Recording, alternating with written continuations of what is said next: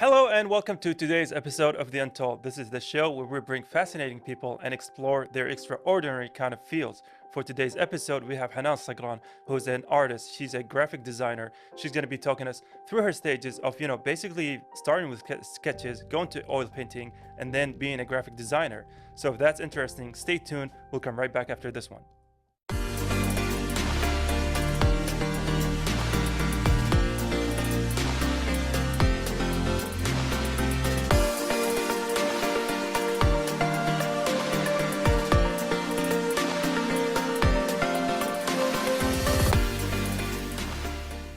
And we're back on this special segment of The Untold where we have artists. And for today, like we said in the introduction, we have Hanan. So I'd like to first welcome you on the show. So welcome. Hi, first of all, I'm so grateful that I'm here with you, and it's a pleasure to be here. Thank you. So for those who are unfamiliar with The Untold, basically we're just going to have a chat, right? We're going to have a conversation. So the start of all conversation is to get to know each other, right? So this is your opportunity to give the audience a chance to know you, Hanan, behind the painting, behind the brushes. Well, I'm Hanan, a graphic designer, as you know, and I chose this major because I'm actually interested in art and drawing, and I have a really big background, even from my family that are interested in art. So I feel like art is like having a really big part of my personality. In the way that I see things, in the way that I express things. When I feel something, I just go to it. And the other kind of stuff, I do many stuff other than art, of course. Yeah.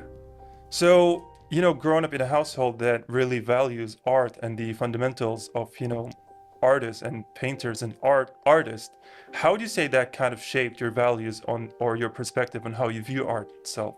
Because, of course, so when I have such a background that really cares about what I love, this helps me to, develop my skills and encourage me to be who I am today. But if they don't care about it, they will dump me and makes me feel not continue on what I want to do. But when they support it and really like it and value it, then they're going to take it more serious. And I will take this thing as serious as I want to be, as my career, as my business, for example. So, of course, it plays a really big role for me.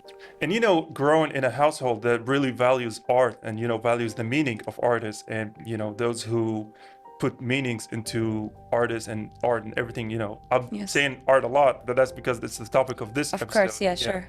But how do you say that kind of shaped your values and your perspective on art itself? Because when I have a background and I'm living in an environment that really cares about what I love, then this actually can help me to develop my skills and to take my hobby in a more serious way. Like if I want to choose it for my studies, for my future career, or maybe I want to have my local business, so I can take it more serious because I have people around me that are supporting my talent or my hobby, which is art. So that's a really big impact on me. But if I have some other kind of side, if they don't care about art or they feel like it's not something serious, then of course I'm going to be dubbed and I'm not going to take it serious. I'm just going to hold back as if it's a hobby and that's it. But I'm so lucky that I have people who really care about it and supported me until who I am today. That's really wonderful. And one constant theme on The Untold, especially with guests who have achieved so many great things, the value of having support circle, whether it's from friends, acquaintances, family, the common thread between all of them is the support, the magnificent help from people. So I'm really glad that you emphasize on that fact. Yes, thank you so much. I mean, of course, as I told you, it really has a big impact. And as you said, it gives you the push-up and the keep going feeling, Yeah. Yeah, but when you don't have it, you feel like you don't want to do it. Why are you doing it? There's no reason. But when you have those kind of supports, people around you, you're going to just kind of, keep going. Yeah. And honestly, the idea that having motivation, even if it's like small words, it can mean so much, right? Of course. Whenever you're feeling down and everything. Of course. So I do want to go back to the first days, the first beginnings where you first picked up the brush. Talk me through those moments, right? What got you into all of that? Well, what got me into all of this because I felt like art has become like a part of me. And how did I discover this kind of thing? It's because since I was little, I was interested in drawing and stuff. Yeah. But the thing is I discovered that I'm not actually planning to do art or planning to draw. a drawing. Sometimes I catch myself doing it while I'm overthinking, for example, or while I'm Yeah. bored in the class and I can see some doodlings over there and some sketches over there. And when I'm like feeling something and I want to just escape it, I just go and see myself. Wait, am I just holding the pencil and sketching and doing a drawing? This means that, no, Hanan, you're just saying this is who you are. This is not something that you want to do. So that's when I discovered, like, no, art, it's a part of me. It's not something that I'm planning to do, and that's it. It's something in me. Yeah. And speaking of support and having the fundamentals of help from such an early age, your father studied fine arts in the United States. Yes. And how did him studying art, affected your approach to art and even influence your decision to pursue art? Of course, my father was the biggest supporter because he was studying the same thing that I'm interested in. And he's the one who made me feel interested in art, actually. Yeah. Because when I see his artworks around the place, around our house, or whenever I go to some places in public, I can see his artwork is getting in a like gallery store, for example. Mashallah. And simply saying, when I go to my family gathering, my aunt's house, when I see the wall and I can see a painting of my father's name, like written on the painting, I feel so proud of it. And I feel like I want to do this thing. And this is something that I really love to do. And what I actually learned from my father, from his studies, is that he showed me and he taught me that you have to see things deeply more than the basic. Okay. Which is, for example, when you're doing art, yes, it's important to have the techniques. Yes, it's important to do the step 1 and 2 and 3. But if there is no soul in it, then it's going to be cold. So soul is everything, emotions, because when you add it, this is the time when you're going to add those kind of beautiful details in your piece. Yeah. Yeah. And so are you the type of artist who thinks of the emotion before they go into a painting, or you're one of those who goes to an empty canvas and just go with the flow? What I learned and what I learned by time is that it's better for me to feel the topic Yeah. and to understand, so I would be able to know what to put on my painting or to put on my piece. So whenever someone asks me about the painting, I have a story behind it. Oh, okay. I think this kind of art is going to be more meaningful. Yeah. Because most of the famous paintings, they have a story behind it. Even by choosing the colors, the shades, the lightnings, it depends on your feelings. But if there's no feelings in it and there's no emotions in it, you cannot add all of these details.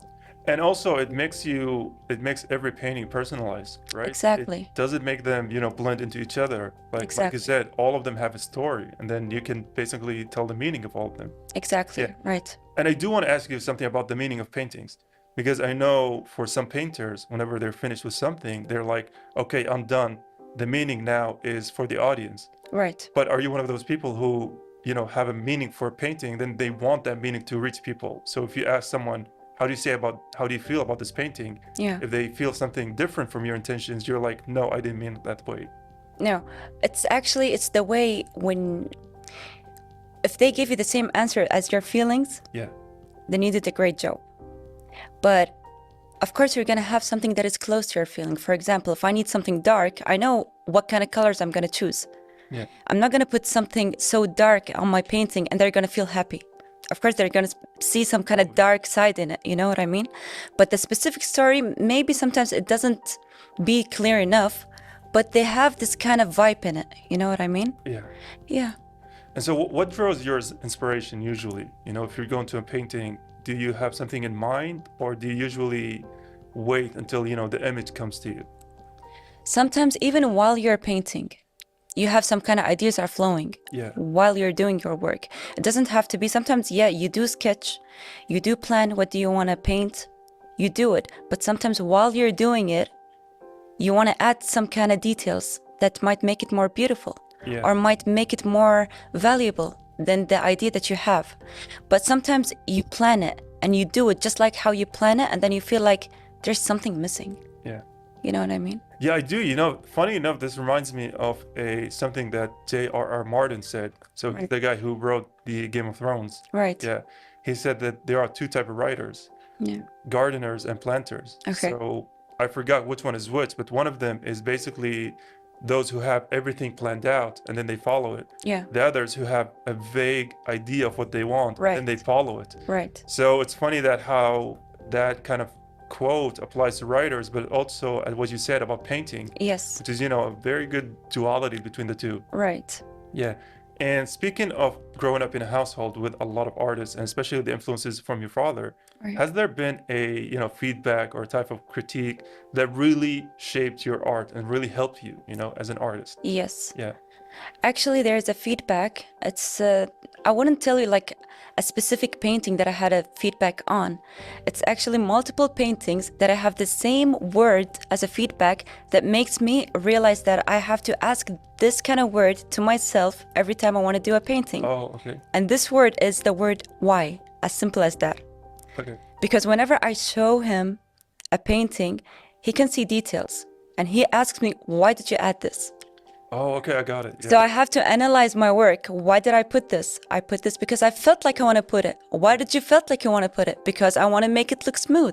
Why did you make it? You know what I mean? So he's asking you about the Yeah. color, So it's the only print, one everything. word. It's Okay, only yeah. a why. So when I'm doing my other drawings, I ask myself, wait, why? Why would I want to put this? Because I want to represent something. Yeah. Why would I want to put this color? Because I want to show them this feeling. I want to pull them to this. I want to attract them to this. So the word why plays, A significant role. yeah, it's real powerful. And so before you go into a painting or an art piece, do you have those in mind, like the techniques, the rules, the guidelines, or do you just tweak them afterwards? To be honest, me as a painting or as a drawer or as a art, for me, I see that art has no limits. It has no rules to me. Because the most important thing is the vision that I have. What do I want to represent at the end, the result?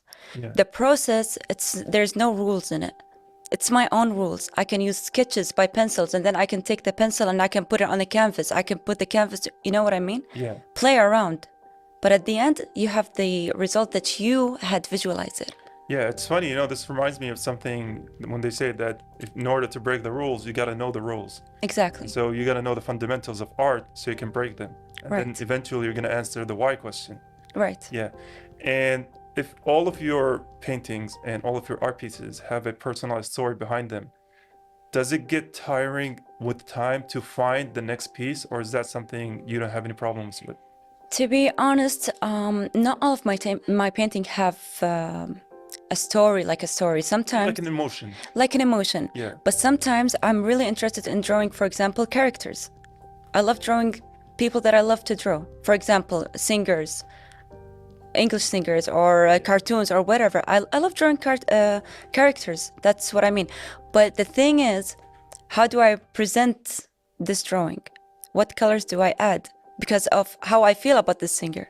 Yeah. For example, if this singer is kind of have this kind of light and happy songs, I'm gonna add You gotta those show- kind of, yeah, his vibes. I'm not gonna give him the opposite vibe. You know what I Oh, mean? yeah. Yeah, and it doesn't have to be, for me in my style, it doesn't have to be the same exact details, features, you know? Yeah. I can play around. But at the end, people, when they see it, oh, she drew this person.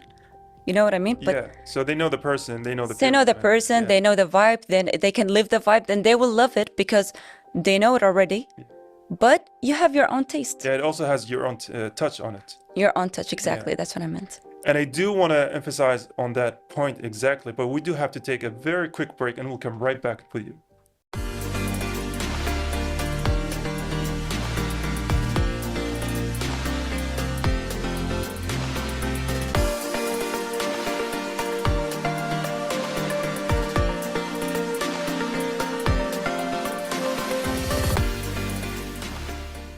And we're back with artist Hanan AlSagran, and I'm gonna put you on the spot and ask you something, because I'm assuming you first started with pencils and papers, right? Right, And then you went to oil painting. right. So what led to that decision?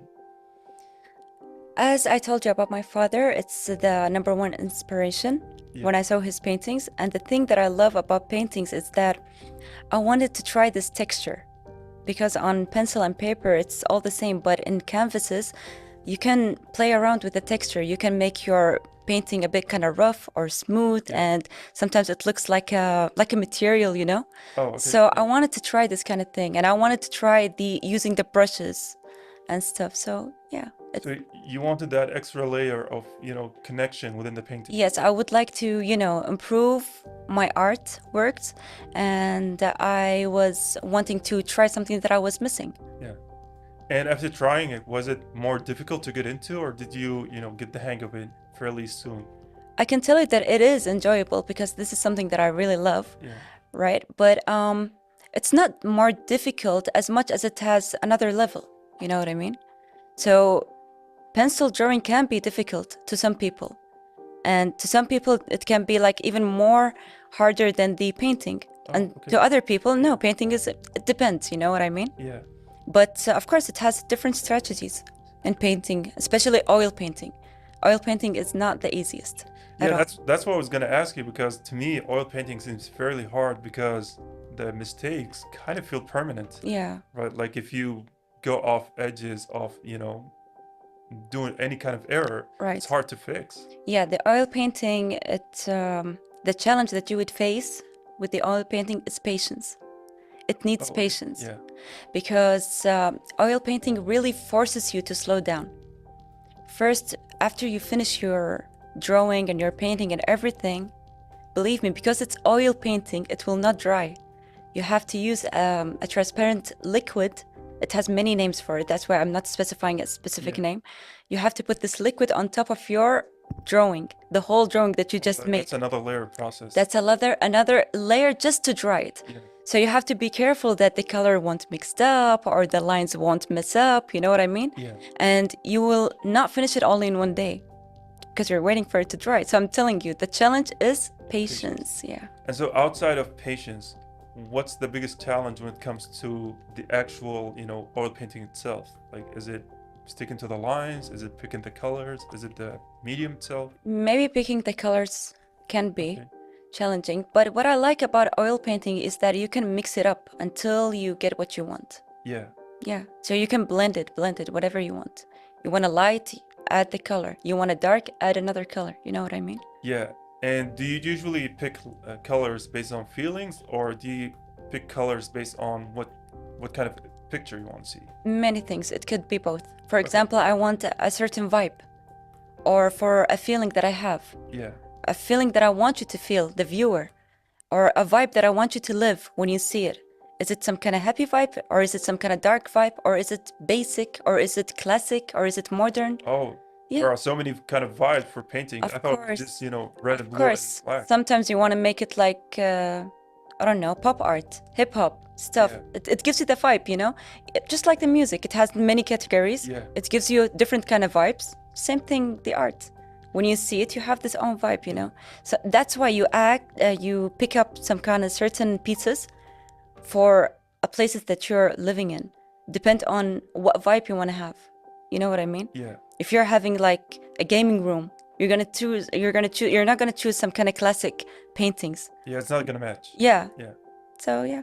Yeah, I do get it, especially when you put it in music terms. I got it way more, because to me it basically felt like, trying colors and then just putting them on, but to see that each color represents a feeling Of course. and each color has a, category to it. It, Yeah. it makes a lot of more sense. Right. Yeah. And then in your career, you switched to graphic designing. Yes. And so, it feels like you're going through the technological history of Right. art, right? Right. Exactly. So how did that come along, and what was the most, enjoyable aspect of it? The thing is that graphic design had actually helped me to organize my ideas. Okay. It helps me that to make my artworks to be more clear and balanced, because in graphic design they show you like the strategies of how to make the work to look so clear and clean, and you know what I mean. So yeah, the spacing and all of these kind of stuff. And also, like we mentioned, the biggest, to me, the biggest fault of oil painting is the mistakes. Here, Exactly. you can easily fix your mistakes. Yes. Yeah.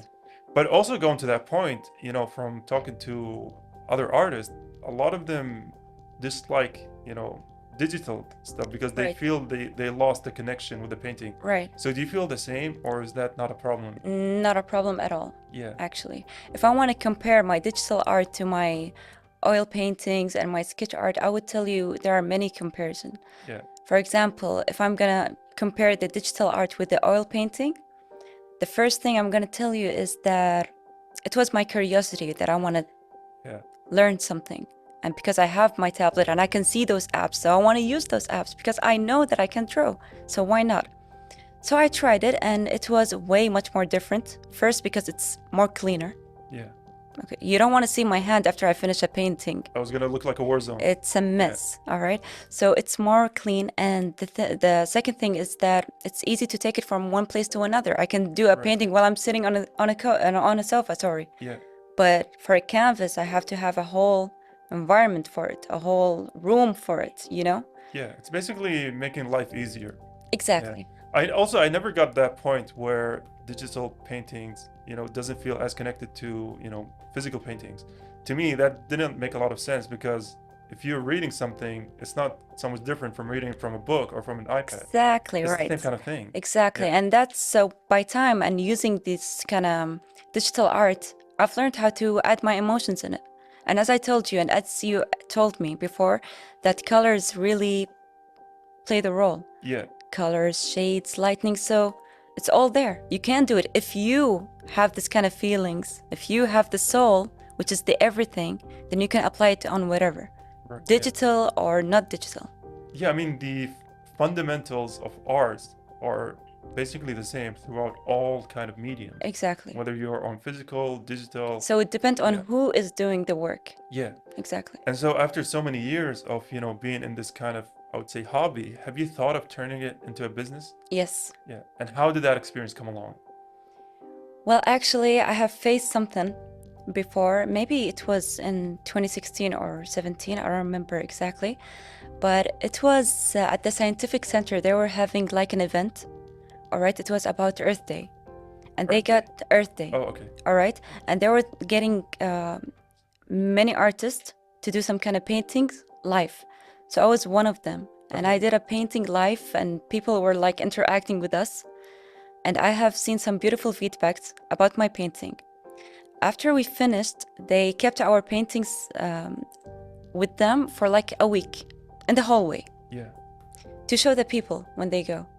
So after a week, when I came to pick up my painting, the employee had asked me, he told me, "Is that your painting?" I said, "Yes." He said, "Do you know how many people had asked me if it was on sale?" Oh, So I was like, that's "Really?" highly encouraging. Yeah. So I was like, "Okay, why not? Let me just give it a shot." You know what I mean? Yeah. So this thing, I remember it because it gives me this kind of push, like, yeah, why not? I'm just giving my paintings, then let me sell them. Yeah. Yeah. And are you still selling your paintings or have you Right stopped now, that? no, because I was in a very early age when I Oh, did this. All right. And what actually encouraged me to do it is the feedbacks of the people and the way they supported me. yeah. And then I felt like I have to keep going. Yeah, but right now I stopped. I remember at that time because I was focusing on my studies. Oh, okay. Because Yeah. as I mentioned, I was going from painting to graphic design, and then from graphic design to something else, you know? Yeah. So yeah, Going through so many stages. exactly. Yeah. And speaking of going through many stages, in terms of writing, there's something called writer's block. Right. So what's the equivalent of that, in terms of painters? And have you had something like that? A lot. Oh, and A how do you deal lot. with it though? A lot. It's mostly it happened, especially when you're like under pressure or you have another mini work to Yeah. do, or maybe you're overwhelmed. So you feel like this flow of ideas just blocked and stopped, and you feel like, oh my God, I have no idea to put on this painting. It's like you're frozen with no ideas. So the thing that I do is that I just step up, give it a space, give it time. I'm not gonna force my ideas for it. I just do something that is completely opposite. Go out for a walk, Oh, okay. see my favorite TV series, sit with my family, just to give a break, you know? Yeah. And then when I come back, I can feel like, yeah, I think I have some new ideas. Yeah. The idea or solution to writer's block of going and trying different things is a very helpful thing and it works. Right. Yeah, this reminds me of Aaron Sorkin, who made the movie called The Social Network. Right. And they made the Zodiac and Fight Club.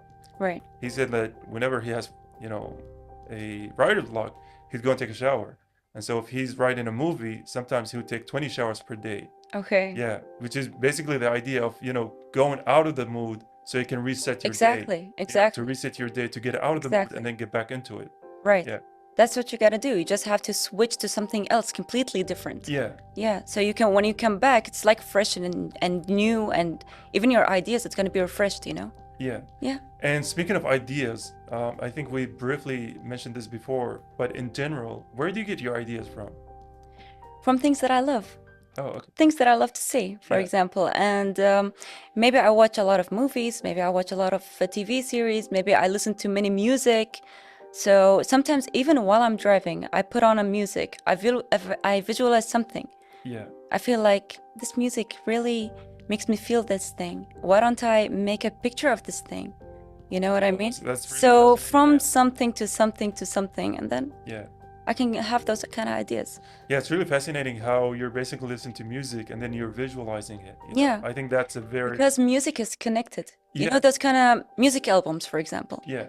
They need the cover of the album is like connected to the songs that are written in this kind of album. You know what I mean? Yeah. So it's all related. And then you're gifted enough to actually transport those music and musical notes into actual paintings. Right. Yeah, mashallah. Thank And you. I do want to ask you about something. If you have an advice for someone going into this kind of field, what would you say to them? I would like to say to them that if this is who you are, as you feel like this is something that is in you, then go for it. And I mean, people want to see your art. Show it. Mess up at the beginning. Don't wait for perfection.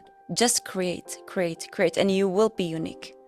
Yeah, I think a lot of people, especially those who are pursuing, different kind of fields, they're afraid of failure. They're Yeah. afraid of, quality over quantity, that they just stop behind. And the solution is basically to try and try and try and try again. Right. Yeah.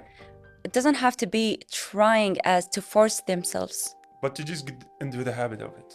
If you like it, just do it. Enjoy it. Because when you enjoy it, you're gonna have the best result. Yeah. Yeah.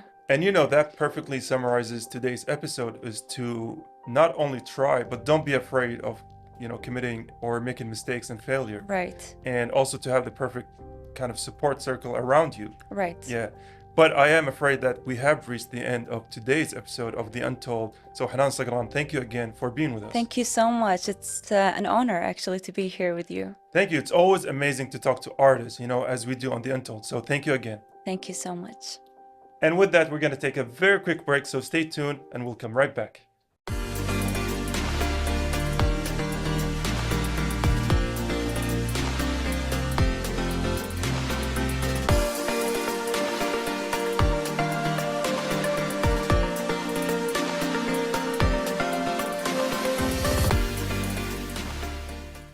Unfortunately, that was all of the time we've had for today's episode of The Untold. Another fascinating episode. I really enjoy talking with artists because all of them have different approaches to their lifestyle and to their artworks. We've seen countless stories from so many places. And for today's episode, we have the pleasure of sitting with Hanan, who shared with us her journey. But unfortunately, that was all the time we've had for today's episode of The Untold. Stay tuned until the next one. Goodbye for now.